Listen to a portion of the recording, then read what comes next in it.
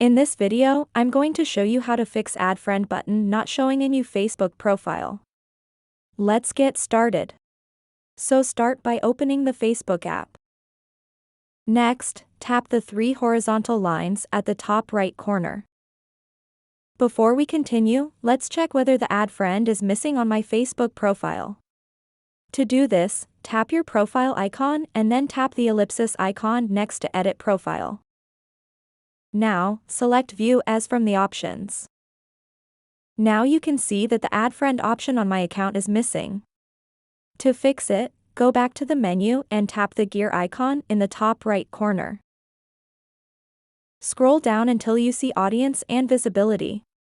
Then, select how people can find and contact you and tap the drop-down arrow next to Who can send you friend requests. A panel will appear with two options. Choose Everyone option. That means anyone on or off Facebook can send you a friend request. Now, go back and check my profile again. Just tap your profile icon, then the ellipsis icon next to Edit Profile, and select View As. As you can see, the Add Friend button is now added to our Facebook profile. And this is everything.